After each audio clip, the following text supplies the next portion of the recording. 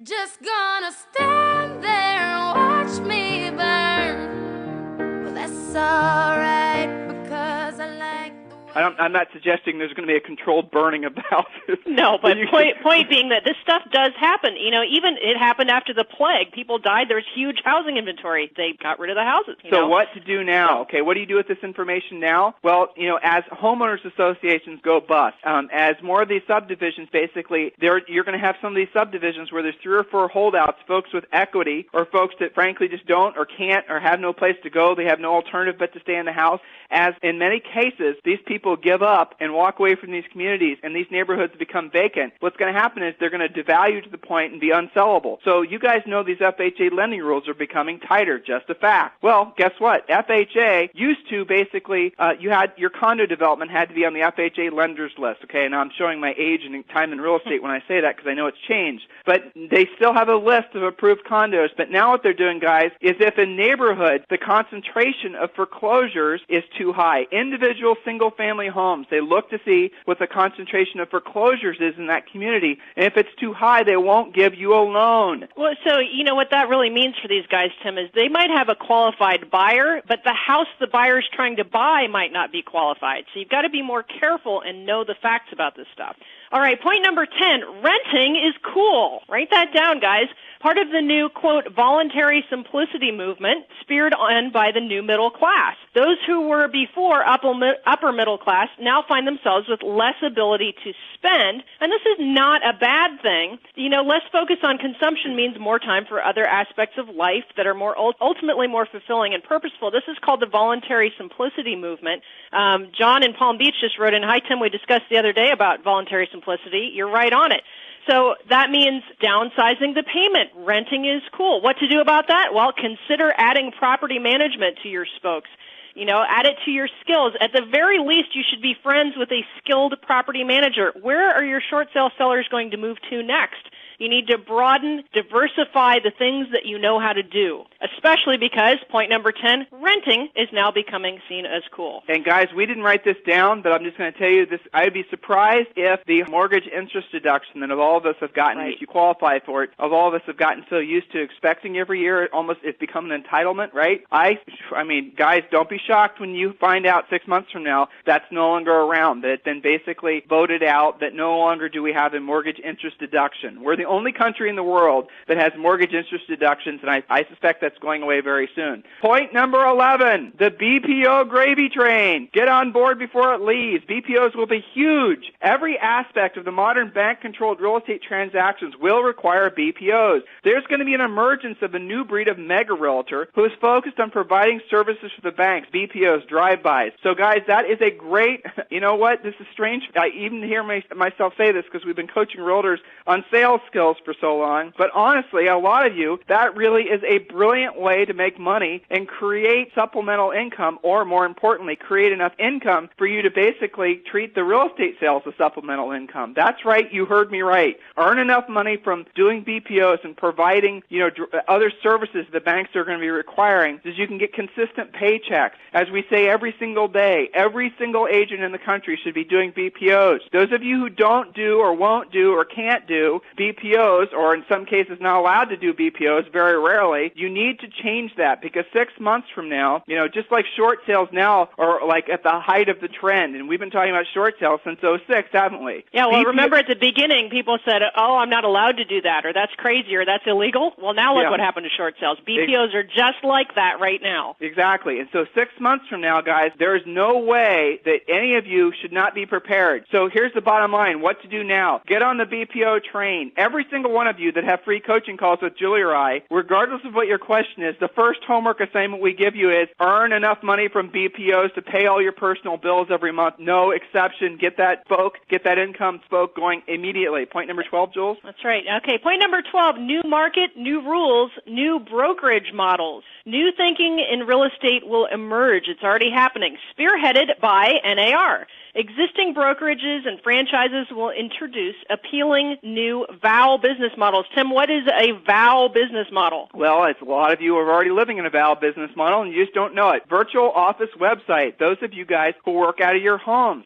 So Julie and I have the opportunity to talk with a lot of you brokers and office managers and franchise owners, and a lot of you guys are struggling in really sad ways because of the fact, let's just be honest, you waited too long to accept the fact that the real estate market wasn't going to bounce back, and you've got fixed costs that no longer can be supported from your current financial model. Embrace the fact, as we suspect a lot of the luminaries in our real estate industry will be, Dave Liniger, the Keller Williams guys, all the other big names. We suspect that they're going to be introducing new opportunities for individual agents to have virtual offices, and then I suspect, and this is just a kind of a guess, but I bet you that we're going to see new forms of franchises happen. Whereas right now, big regions and big areas are held by, owners, and those owners have their brokerages. As these brokerages close up, those brokerages, we suspect, are going to be parsed up, and those franchise areas are going to be offered to individual agents to have virtual offices. Why are we talking about that now? Because embrace the fact that 6 months from now, for the most part, in most part of the country, the brick-and-mortar real estate office will be obsolete. Yes, there's going to be a few successful small offices and teams where it makes sense, but the big, huge realtor clearinghouses, guys, they're not going to be around. So what to do now? If you're a broker, are your fixed costs killing you? Do you need to downsize or right-size your model? Don't wait. It's not going to recover. There's not going to be a bounce back. It's just going to get worse. Next point, Jules. Point number 13, vastly fewer active agents. We're not necessarily saying fewer agents overall, but active agents will be fewer. The economy, the age, and shifting opportunities create a quick drop in active full-time agents, not necessarily dues-paying members. The fact is, folks are going to keep their hard-earned and won licenses even if they don't use them, and for that reason, there won't be a huge drop in members of NAR. Many people from other professions, and this is something that I see all the time with free coaching calls, Tim, many people, other professions are moving into real estate and bringing with them a more professional, business-like approach. Remember, there's high unemployment. A lot of those guys are going to real estate. Retail managers, pilots, engineers. Because we are virtual ourselves, because Harris Real Estate University has no actual brick-and-mortar location, we have servers all over the country, and we have staff all over the country, okay, in case you guys didn't know that. So we attract a lot of folks who are saying, you know what, now that I've been unemployed and my unemployment's running out, I want to look for different alternatives. And they're coming across us and learning they can make money from BPOs or these other things. They love BPOs. They're taking a look around and they're saying, you know what, this real estate thing, this might be for me. Not your traditional people. Again, guys, what we're seeing is a new type of realtor. This is the professional, well-trained, extremely well-educated person entering into the business, not just your typical salesman type. This is what I'm saying when we say bank-controlled professional, new standards, new rules, guys. To do now with regards to the fact that there's going to be a lot of realtors that are getting out of the business as actual full-timing, but they're going to keep their memberships live, right? So, again, we want to make this clear. We do not expect any sort of huge drop in the members of the National Association of Realtors or the California Association of Realtors. If anything, we suspect those organizations are going to grow, okay? Honestly, that's what we think is going to happen. But what we think is going to happen also, even though realtors are keeping their license up to date and they're keeping their memberships, they're not going to be actually active in the business. So what's going to happen is that's going to create an opportunity. So this is what you do now. As a realtor who's now looking into the future 6 months and you now know what's coming as far as an advantage and an opportunity for you, seek out realtors, create a campaign who are planning on becoming one of these active, albeit dormant agents, and ask them for their referrals, okay? Seriously. There's going to be a lot of retiring baby boomers. There's going to be a lot of people that just basically say, I have had enough. And you know what? They have a right to say that. There is no shame in them getting out of the business if they decide that these new rules aren't for them. That's okay. Approach those folks respectfully and say, listen, now that you're going to be, essentially not full-time active in the real estate business anymore, how about sending me your referrals and I'll give you a referral fee? It's a little secret, subtle thing, but how many of those relationships do you guys need to have to turn another 5, 10, 20 transactions per year? Literally approach these people, ask for their list, do a little marketing venture with them where you send a letter on behalf of you and this other agent to their centers of influence and past clients and do a nice soft introduction of you to their client, and then you give them referral commission checks. So it's going to be a weird time where there's going to be a lot of members of the various associations organizations, even though they're not going to be actually active salespeople. The active salespeople, all of our great Harris Real Estate University students, the active business owners, you guys need to be approaching those folks and looking to form essentially partnerships with regards to their referrals. Next point, Jules. All right, point number 14. There's going to be a hard reset of what the real estate industry is really about. That reset is away from the boiler room where people are numbers, contacts, and deals, and toward being a true counselor and providing more value than the average agent provides now. There's a new breed of agents who are well educated on all the required skills, things like HAPA, short sales, the bank stuff you guys are learning.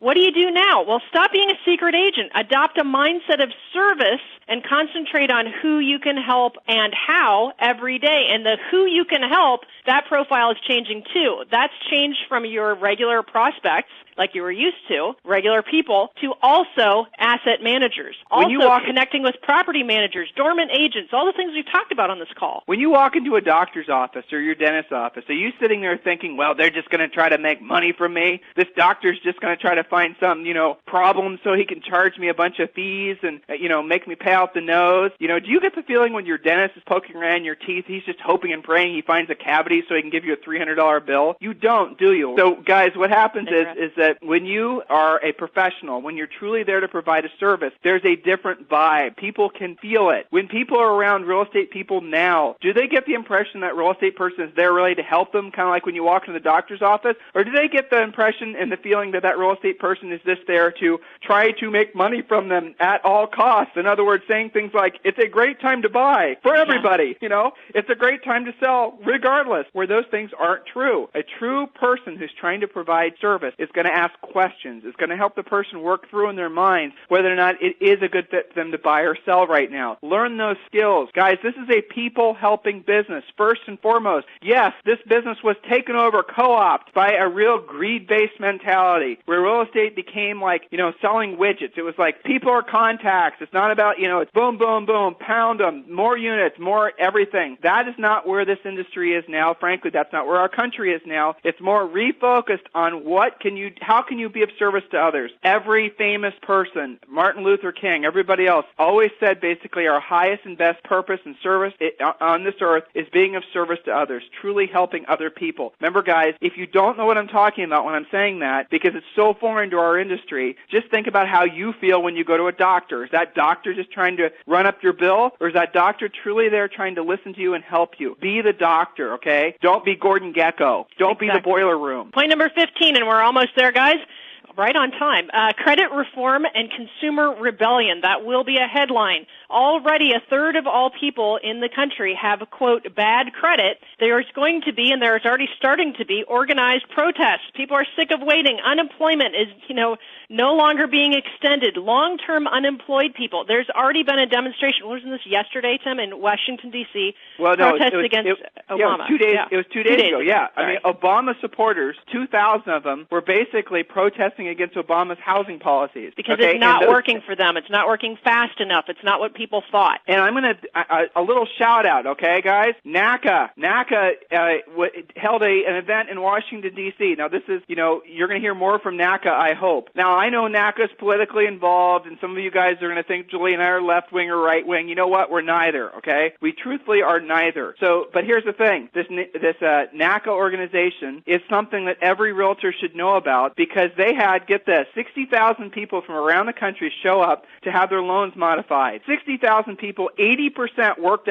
out with a permanent loan modification. On timandjulieharris.com on our blog, we heard from a lot of, actually 2 or 3 of these conversations were going on, where the folks that were actually in line were talking about the fact that they had been struggling to work with their banks to get a loan mod, and NACA was able to do it on site during this event. We suspect there's going to be more NACA events, but it's interesting now what's happening. The federal loan mod programs are in competition with NACA, which is a private loan mod program, and we're actually seeing there to be a little bit of a turf battle that's taking place. I suspect what's going to happen is NACA is going to get a good threshold, good stronghold on the loan modification markets across the country. Be aware of that, guys, because sometimes a loan mod is the best alternative for your client, and you need to tell them. Remember, you're the doctor. You're not just there to make money. If you're talking with the seller and you get the feeling if they really truly want to keep the house, you need to be aware of NACA. You need to tell them about NACA. Don't just look out for your self-interest. Have your primary concern and objective mindset being to be of service to help the other person. That's what this market's all about. If you're struggling with your mindset, it's probably because you have not embraced that yet, and you're still thinking of this as a numbers game. You're still thinking of this as,